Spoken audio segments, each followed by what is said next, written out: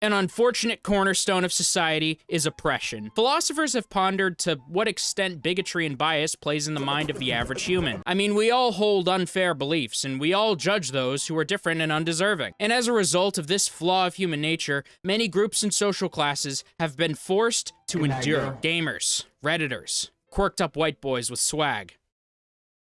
It's not easy. But one group of people have been the subject of ridicule and scrutiny ever since the age of the internet began. EMOs. Despite EMOs being a rare subspecies, we all know what an emo is and what they look like. We all know the memes, the cringe compilations, and the Sims 2 Vampire Linkin Park AMVs. And as a result, they've been ridiculed to the same level of bronies, furries, and really any other group of autistic people who harmlessly enjoy things. And so I have started a non-profit organization to support these brave people. I present to you the General, Anonymous, Persecuted Individuals, National Guild Association, and Secret Society, otherwise known as Gaping Ass. And with my gaping ass, I will protect all who stand behind and beside me. But even I can't deny that emos really fucking piss me off and make me uncomfortable. So fuck my gaping ass. I'm going wild. I'm going bonkers. I need to lay into these emo fuckers a little bit in the hopes that their behavior can be corrected and I can once again allow them inside of my gaping ass. There's a few things that are important to cover, but I think it's best to start off with because tonight will be the night that I will. When it comes to emos, there is nothing I hear more than how badly people want a big titty emo girlfriend. Let me tell you right now, the last thing that you need in your life is to be anywhere near an emo girl. When my parents got divorced, I dressed like this for a year.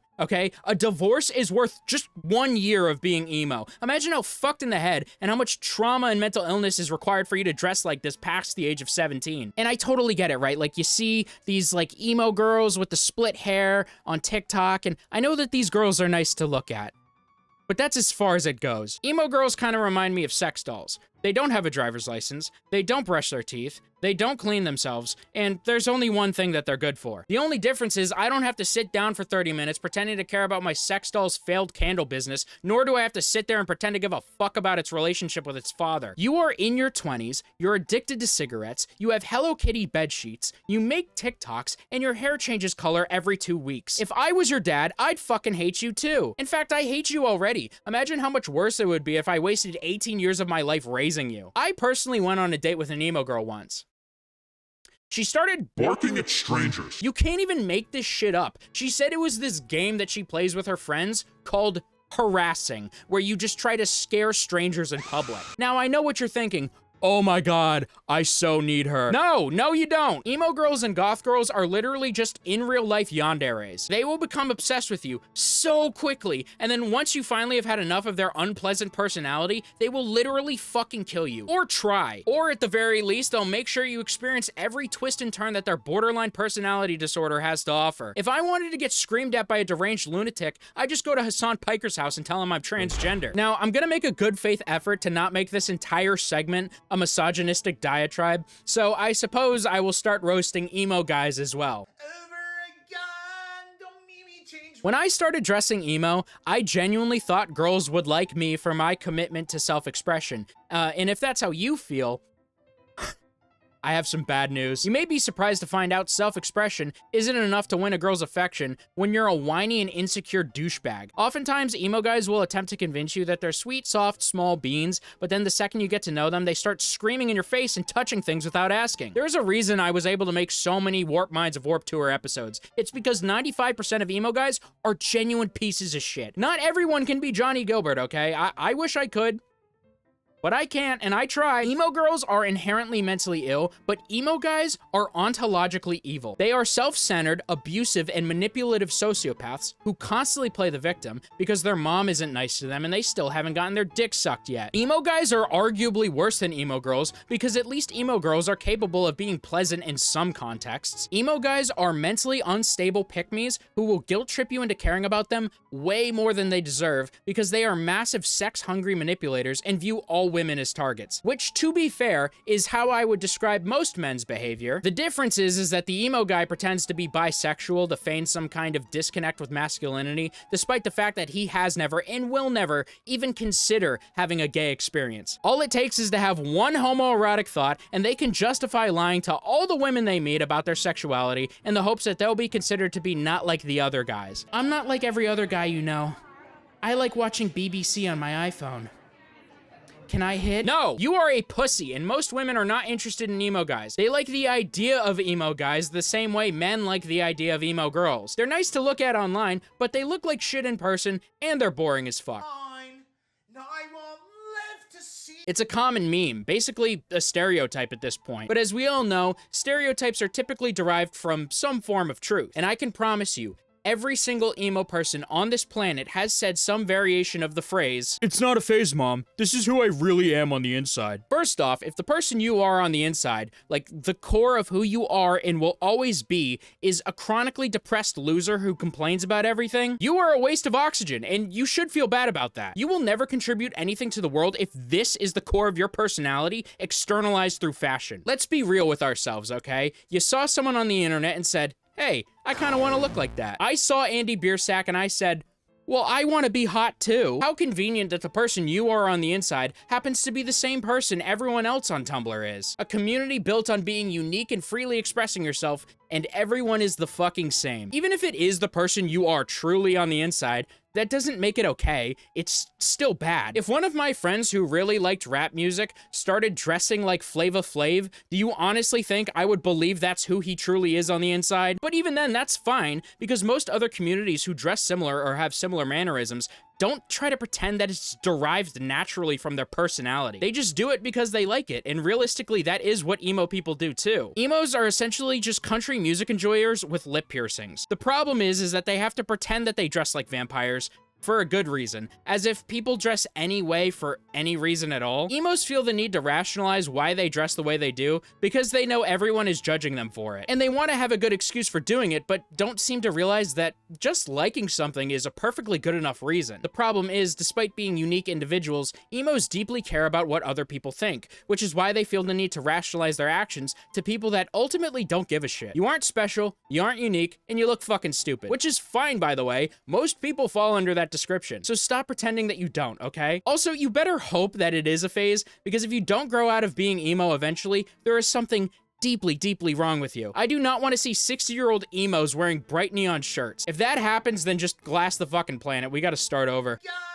Don't make me change my mind. I'm not sure how many of you know this, but the term emo has different meanings based on who you ask. Emo is technically a specific genre of music, however, culturally it exists more as a fashion sense and internet community. And the people who are fans of emo music hate that people think emo is something different than what it technically is. For example, some people might say that bands like My Chemical Romance are emo, but from a genre perspective, they wouldn't actually be considered that. My opinion on this situation is, who gives a fuck? Both of you guys are terrible. People who listen to emo music just need to accept the fact that no one gives a fuck. Nobody cares what you have to say. Emo exists in a much larger and more tangible sense as a community of floppy-wristed crybabies dressed in all black than it does as some shitty hardcore subgenre that only 12 people listen to. Also, why the fuck would you even care? Who would actually care about the integrity of a word? It's like bragging about being a Reddit moderator. Speaking of Reddit moderators, that's pretty much what emo music listeners are. They're incapable of having fun, they constantly overemphasize the importance of unimportant things, and worst of all, they create an insufferable environment for what is overall a semi-enjoyable conversation. Emo exists secondarily as a genre and primarily as a subculture. You're just gonna have to get over that fact. It doesn't even matter, by the way. Like, there are children on this planet that are experiencing war crimes, and this is what you care about. Now, I totally understand that thinking these emos are annoying. I'm right there with you, but at least they have the justification of being unintelligent children who don't know any better. You are 35 years old. Get a job, dude. Genres do not exist to be debated. They exist simply as sounds that come out of your mouth to signal a specific message. I just described a word for you. Genres exist solely for you to loosely categorize music and be able to find similar artists. It's not that deep, and no one who's actually had sex before gives a single fuck. Will be the night that I will fall for you. I'm not racist, but if people who called themselves elder emos were an ethnic group, I probably would be. I fucking hate when people call themselves elder emos. I would technically fall into this category, but I'd rather rip my fingernails out than ever call myself an elder emo. Millennials are getting old, and they're starting to realize that being a depressed piece of shit teenager is a million times better than being an adult who pays rent. So they miss the days of their emo phase, which ironically just proves that their entire shtick about being depressed was total bullshit. Like, for example, when I see this picture, my chest gets tight. I fucking hate that this picture exists. It reminds me of what is unironically like the worst time of my entire life. The only reason that I made this picture my profile picture for my main YouTube channel is because I needed to make it a meme. If I didn't make it a meme and a joke, it would turn into something that haunts me every single day. It was the only way that I was able to reconcile the fact that this picture exists forever. Proudly wearing the label of emo is already bad enough, but being stuck in the past as a 30-year-old adult is even worse and sad. Look, I get nostalgic too. Sometimes I watch old MW2 videos and you hear the sounds of the Xbox menu and the voice lines and the bit compressed voice chat, and I feel at home, okay? I miss that time. I miss the experience, and I miss being called the N-word. But I would never use it as like this calling card of who I am. That's just pathetic. And that's considering the fact that playing one of my favorite video games isn't inherently tied to the fact that my life allegedly sucks. Why the fuck would I want to make that my personality? I guess maybe it's because being emo is cool now and people really want to brag about how they did it before it was cool. Newsflash, it's still not cool. It's just more popular. Emo stopped being a niche subcommunity and started being a marketing strategy. You are a consumer. It's not cute. And this segues perfectly into the next section.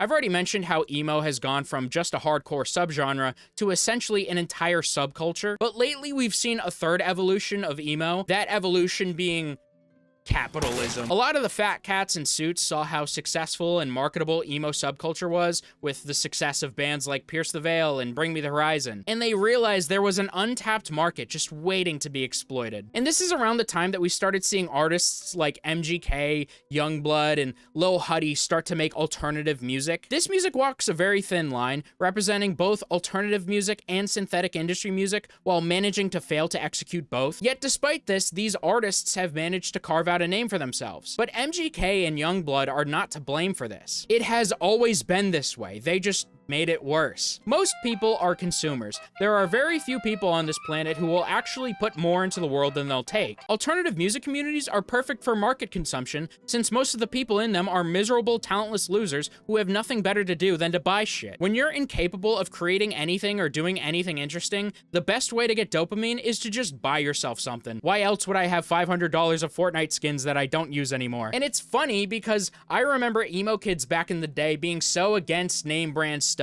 and popular brands like Obey, Nike, and Gucci, and essentially anything that was popular. But oh boy, they sure did love consuming. They love their Vans. They love Monster energy drinks. They love fucking Domo. Once again, it's a bunch of special snowflakes trying to represent their own unique individualities, yet not only do they all dress the same, not only do they all listen to the same music, but they all buy the same shit. There is no better market, yet these people blame the degradation of their communities on shit like TikTok and MGK. Fuck you. You guys created MGK. You were the reason that he still has a career. Maybe if you guys stopped fertilizing the market, spending $80 on vinyls and $100 on shitty hoodies, music industry execs would just keep destroying rap music instead of pumping out dog shit artists like TX2. It's your fault. Stop fucking complaining. You are the reason the MGK Razor guitar exists. I see the discourse. It's fucking stupid. I think I've made my point here, and in the process, I've successfully shit on about 90% of my subscriber base. Moving forward, the Ruining My Life series is going to be on this channel.